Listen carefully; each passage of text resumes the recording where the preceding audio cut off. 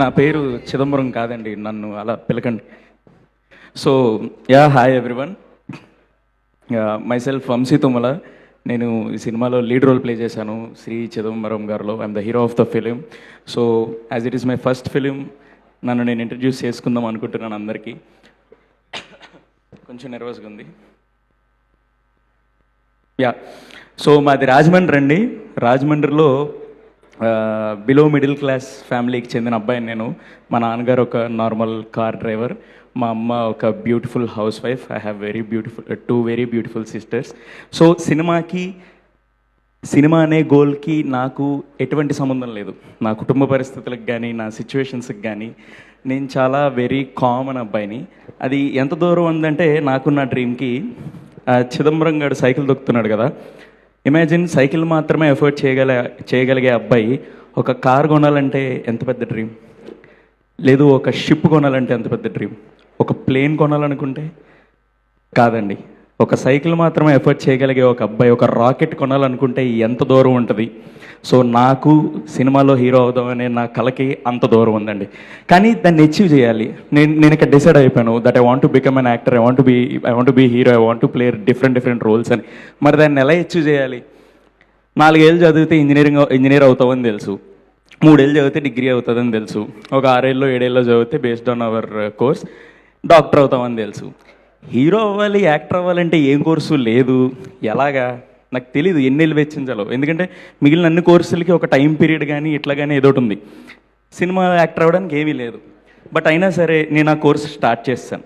ఆ course start చేసినప్పుడు నేను ఏమేం చేశానంటే షార్ట్ ఫిల్మ్లు చేశాను. ఊర్లో ఉన్న అందరు డైరెక్టర్లతో షార్ట్ ఫిల్మ్లు చేశాను. మా రాజమండ్రిలో చాలా ఆర్టిస్టులు ఎక్కువ. సో మేమందరం షార్ట్ ఫిల్మ్ చేసాం. అందులోనే నేను వినయ్ గడు చాలా షార్ట్ ఫిల్మ్స్ చేసాం. ఇండిపెండెంట్ ఫిల్మ్స్ చేశాను. తర్వాత ఇక్కడ ఉంటే పని అవ్వట్లేదురా బాబు, హైదరాబాద్ షిఫ్ట్ అయిపోవాలని చెప్పి హైదరాబాద్ షిఫ్ట్ అయిపోయాను. మా ఇంట్లో మా నాన్నగారు నన్ను పాపం చాలా కష్టపడి ఇంజనీరింగ్ చదివించారు. నేను లేదు నాన్న, నాకు ఇంజనీరింగ్లో లేదు మనసు, I want to become actor అంటే జనరల్గా మా మిడిల్ క్లాస్ ఫ్యామిలీలో ఒప్పుకోరు. కానీ మా డాడీ చాలా ఏమో మరి ఆయనకి ఏమనిపించిందో కానీ యాక్సెప్ట్ చేశారు. నాన్న నువ్వు చెయ్యి, ఇఫ్ యువర్ హ్యాపీ చెయ్యి, బట్ ఆలోచించి డెసిషన్ తీసుకో అని చెప్పారు. డెసిషన్ తీసుకొని I have come to Hyderabad వచ్చిన తర్వాత సాఫ్ట్వేర్ ఉద్యోగం చేస్తూ ప్యారలల్గా నేను ఆడిషన్స్ ఇస్తూ పెద్ద సినిమాల్లో చిన్న రోల్స్ కోసం చూస్తూ ఆడిషన్స్ తిరుగుతూ ఎవ్రీథింగ్ వాజ్ దేర్. ఇంక ఇది అవ్వట్లేదురా బాబు అని చెప్పి జాబ్ మేనేజ్ చేసినప్పుడు మరి ఎట్లా, మంత్ ఎండ్ గడాలి కదా, డబ్బులు లేకపోతే ఎట్లా, పీజీలకి రెంట్లు కట్టాలి, ఇవన్నీ ఉంటాయి. సో అప్పుడు ఒక యూట్యూబ్ ఛానల్లో కాంటెంట్ రాయడం, లేదు అంటే డబ్బింగ్లు చెప్పడం, ఇట్లా నాకు ఫోటోగ్రఫీ కొంచెం ఇంట్రెస్ట్ ఉంది, ఒక రైటింగ్ సెన్స్ ఉంది కాబట్టి ఓటీటీస్కి యూట్యూబ్స్కి కాంటెంట్ రాయడం, ఫోటోగ్రఫీ కొంచెం తెలుసు కాబట్టి ఫోటోగ్రఫీ అసిస్టెంట్స్గా వెళ్ళడం, ఇవన్నీ చేస్తూ ఏదో విధంగా కోర్స్ కంప్లీట్ చేసేసి ఇప్పుడు నా మొదటి సినిమాతో మీ ముందు నుంచున్నాను. సో ఇప్పుడు ఆ కోర్సుకి నాకు పట్టిన టైం ఏంటంటే 2016-15 ప్రాంతంలో నా ఇంజనీరింగ్ ఫస్ట్ ఇయర్. ఆ టైంలో I decided to become an actor. Cut చేస్తే ఇప్పుడు 2026 నా మొదటి సినిమాతో నేను మీ ముందు నుంచున్నాను. సో ఈ కోర్సుకి నాకు పట్టిన టైం 10 సంవత్సరాలు, not 1 year or not 2 years.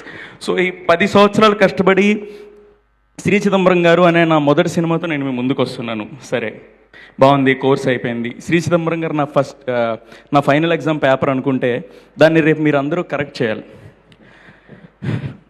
Beautiful media people మా సినిమా కోసం మంచిగా రాయాలి, లేదు అంటే ఇండస్ట్రీలో మనకి ఎంత బ్యూటిఫుల్ స్టార్స్ ఉన్నారంటే వాళ్ళకు ఒక మంచి సినిమా అనిపిస్తే మంచిగా ట్వీట్ వేసి వీళ్ళకి టికెట్లు దిగుతాయి కదా అని హెల్ప్ చేసే బ్యూటిఫుల్ స్టార్స్ ఉన్నారు. ఈరోజు నాగ చైతన్య గారు కూడా మనకి ట్వీట్ చేశారు. I'm so happy for that. So వీళ్ళందరికన్నా పైన ఒక మంచి బ్యూటిఫుల్ ఇన్విజిలేటర్ ఉన్నాడు. ఆ ఇన్విజిలేటరే మా సినిమాని చాలా బాగా కరెక్ట్ చేయాలి.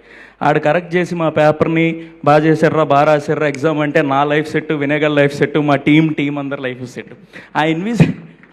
ఆ ఇన్విజిలేటర్ ఎవరు అనేది నేను చెప్తాను. చెప్పే ముందు I want to share one incident with all due respect to every business people out there. Cinema is a business I know, but ఎక్కడికి వెళ్ళినా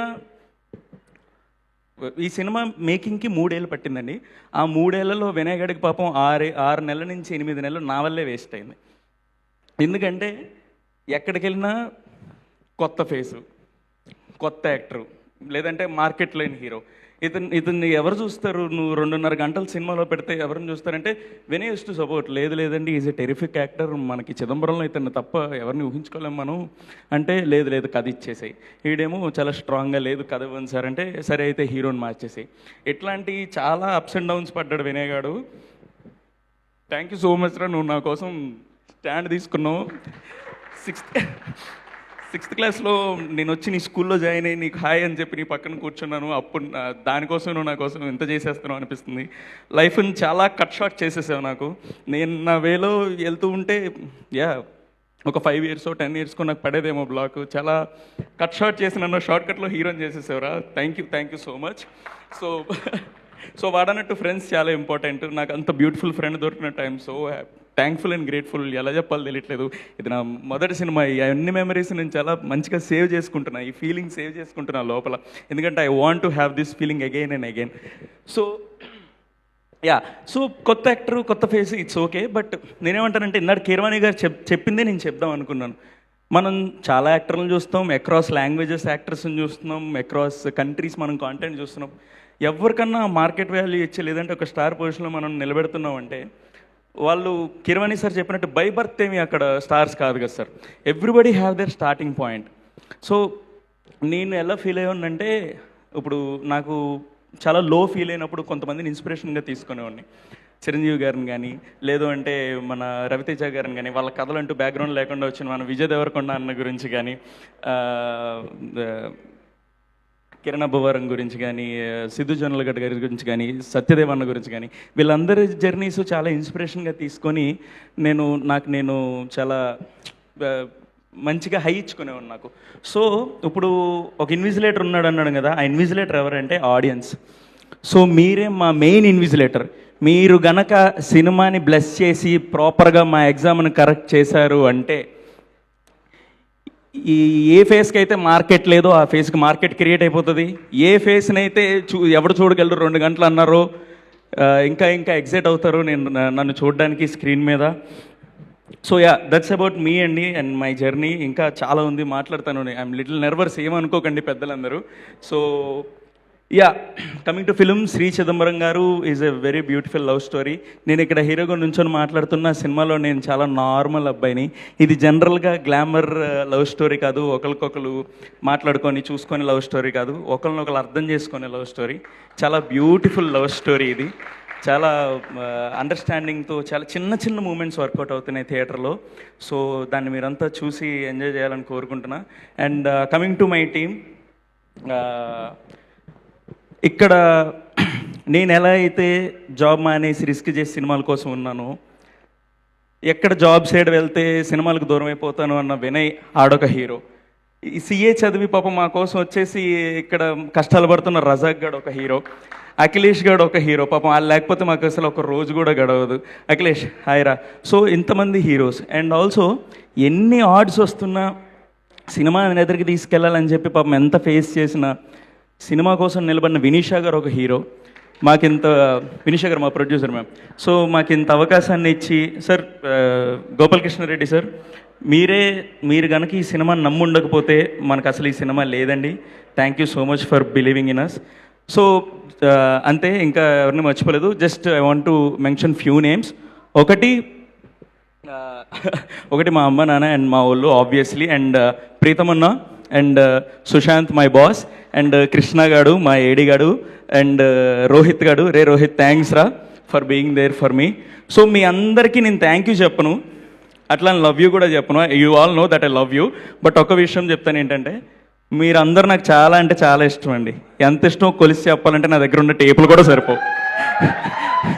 love you all, love you so much. Thank you. Thank you Vamsi గారు, thank you so much and wish